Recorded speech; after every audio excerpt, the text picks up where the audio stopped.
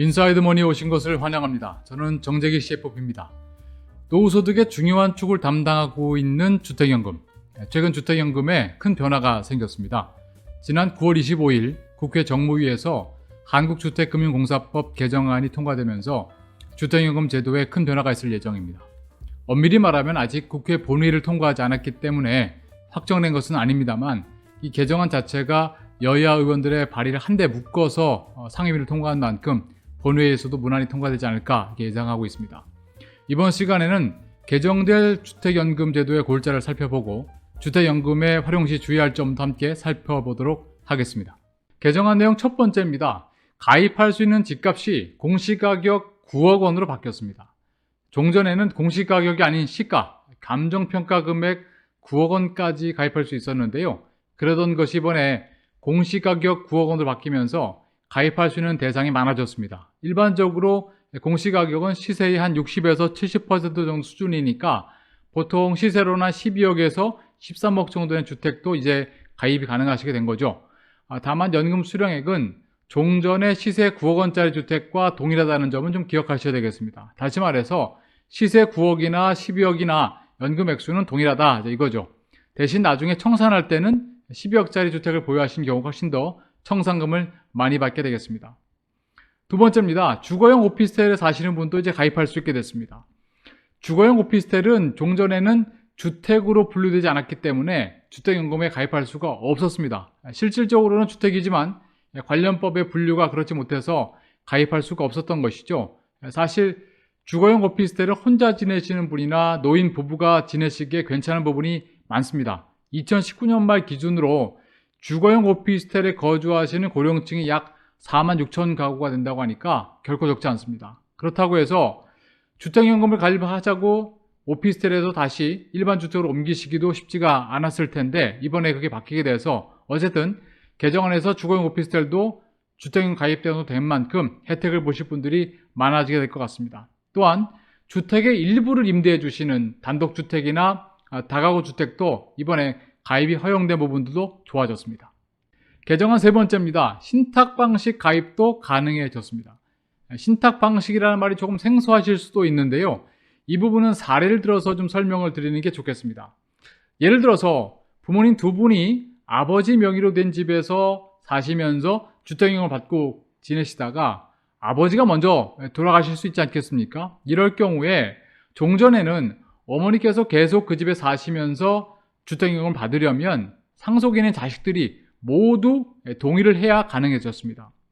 자식 중에 하나라도 동의하지 않으면 계속 연금을 받을 수가 없는 것이죠. 그런데 이런 일이 생각보다 많습니다. 부부가 모두 사망할 때까지 계속 살면서 연금 받을 수 있다. 이제 주택연금에 내세우는 가장 큰 장점인데 이게 지켜질 수 없게 되는 것이죠. 문제였습니다.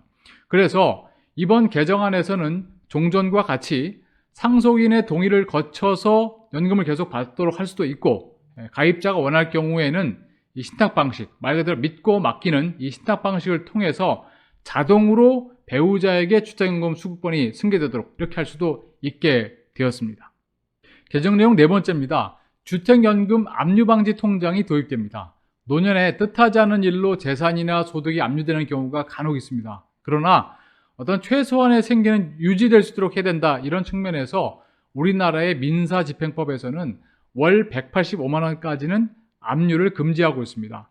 이미 국민연금이나 공무원연금, 상여연금과 같은 공적연금에서는 안심통장이라고 해서 압류방지통장 제도가 도입돼서 시행되고 있었는데, 이번에 주택연금에도 도입이 된 것이죠. 다만 공적연금의 수령액과 주택연금의 수령액을 합산해서 1인당 압류방지 한도가 월 185만 원이라는 점을 유의하실 필요가 있겠습니다. 자, 여기까지가 이번에 주택연금 관련된 개정 법안에 대해서 말씀을 좀 드렸고요. 이제는 많은 분들이 주택연금을 가입하고 계시기도 하고 또 많이 알고 계시기도 한데, 그래도 몇 가지 중요한 포인트를 좀 중심으로 해서 주택연금의 핵심을 좀 말씀드리도록 하겠습니다. 먼저 가입 자격입니다. 가입 자격의 첫 번째는 나이인데요. 부부 중에 한 사람이라도 만 55세가 넘으면 이제 가입할 수가 있습니다. 이것도 과거에는 60세였는데 이제 내려왔죠.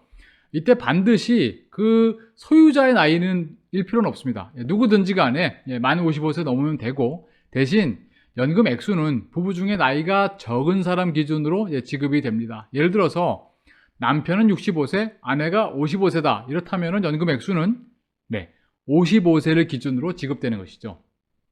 그리고 가입 자격의 두 번째는 주택 가격입니다. 앞서 개정안에서 설명드린 것처럼 앞으로는 소유한 주택의 공시가격의 합이 9억 원 이하이면 이제 주택연금에 가입할 수가 있게 되는데, 여기 몇 가지 경우가 있을 수 있는데요. 주택을 만약에 여러 채를 보유한 경우가 있을 수 있죠. 이랬을 경우에 내가 살고 있는 집의 주택 가격으로 연금 액수가 결정이 됩니다. 예를 들어서 3억짜리 주택을 내가 3채를 가지고 있다. 이랬을 경우에 그 중에 한 채 내가 살고 있고 나머지 2채는 임대를 줬겠죠. 이랬을 때 총 주택 가격은 9억 원이지만 내가 거주하고 있는 집의 가격은 3억이니까 이 연금은 이 3억에 맞춰서 지급이 됩니다. 또한 이 주택을 보유하고 있는데 주택 가격 합산해 보니까 9억이 넘었다. 이랬을 경우는 어떻게 하느냐? 현재 임대 중인 주택 한 채를 3년 이내에 내가 처분하는 조건으로, 그런 조건으로 주택연금을 지금 바로 받을 수가 있습니다. 대신 3년 이내에 처분하지 않으면 계약은 해지가 되겠습니다. 주택연금 액수도 무척 궁금해하신 내용이죠. 매년 주택금융공사에서 주택 가격과 연령에 따른 연금 액수를 예시표로 제시하고 있는데요. 이것은 주택금융공사에서 향후 우리나라 집값의 어떤 상승률, 그리고 평균 수명의 어떤 예측치를 반영을 해서 연금 액수를 결정한다고 알려져 있습니다. 2020년 기준으로 종신형 연금은 이렇게 되는데요. 나이가 많고 주택 가격이 높을수록 연금 액수는 점점 늘어나는 것으로 보실 수 있겠습니다. 예컨대 주택 가격이 3억이고 가입자의 나이가 70세라면은 부부가 모두 사망할 때까지 매월 92만 2천 원을 받게 되는 겁니다. 일단 연금이 개시가 되면 이 액수는 변하지가 않습니다. 집값이 오르거나 내려도 상관이 없고 물가 상승에 따라서 인상되지도 않습니다. 주택연금에 연금이란 단어가 들어있긴 합니다만 실제로는 이게 대출 상품입니다. 일반적인 대출은 먼저 돈을 빌리고 매달 원금이나 이자를 이제 갚는 데 비해서 주택연금은 대출 원금과 이자를 가입자 사망 후에 한꺼번에 상환하는 구조로 되어 있습니다. 이때 대출 원금과 이자에 해당되는 것이 바로 내가 받는 매달 연금액, 그리고 보증료란 이름으로 부과되고 있는, 사실은 이제 적립되고 있는 금액이죠. 그래서 대출 이자라고 볼 수 있는 보증료를 따로 내지는 않습니다. 연금액은 앞서 말씀드린 것처럼 예시표나 또는 주택금융공사 홈페이지에 가셔서 관련된 정보, 본인 생년월일 이런 걸 입력하시게 되면 바로 보실 수가 있는데, 많은 분들이 잘 모르시는 부분이 있습니다. 바로 이 보증료라는 것인데요. 이게 좀 산출하기가 좀 복잡하기도 하고 또 생각보다 많다고 느끼실 수도 있어서 간단하게라도 좀 이해하시고 향후에 주택연금 관련된 결정하실 때 도움이 되셨으면 좋겠습니다. 보증료는 크게 두 가지가 있습니다. 먼저 초기 보증료라는 게 있는데 이것은 가입을 할 때 한 번만 이제 부과가 됩니다. 통상 집값의 1% 또는 1.5%가 부과가 되는데요. 3억짜리 집이다 그러면 초기 보증료가 한 450만 원 되는 겁니다.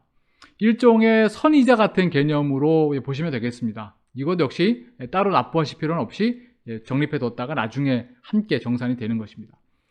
두 번째는 연보증료인데요. 연보증료는 가입자가 수령한 연금액 총액 계속 늘어나겠죠. 이것과 초기 보증료 같은 이런 대출이자 등 합계액에 대해서 매년 0.75에서 1%씩 부과가 됩니다. 이때 적용되는 금리는 3개월 CD 금리와 코픽스 금리를 조합해서 만드는 변동금리로 사용이 되는데 2020년 10월 기준으로는 약 2% 내외가 되고 있습니다. 이제 복잡한 얘기 끝났습니다. 다음은 주택연금을 받다가 부부가 모두 돌아가셨을 때 어떻게 되느냐, 이 부분에 대한 말씀을 좀 드리겠습니다. 결론부터 말씀드리면 부부가 모두 사망한 시점의 집값과 그동안 수령한 연금액 그리고 보증료 이 총액 합산한 금액을 서로 비교해서 만약에 집값이 더 많았다 그렇다면 그 차액을 상속인에게 지급하고 이제 종결합니다. 반대로 집값이 더 적을 수도 있겠죠. 그렇더라도 그 차액을 상속인에게 청구하지는 않습니다. 그렇다면 앞으로 집값이나 금리가 어떻게 되겠느냐, 이게 대단히 중요할 텐데 거기에 따라서 미래 상속인 입장에서는 물려받을 것이 있느냐 이제 없느냐가 이제 정해지겠죠.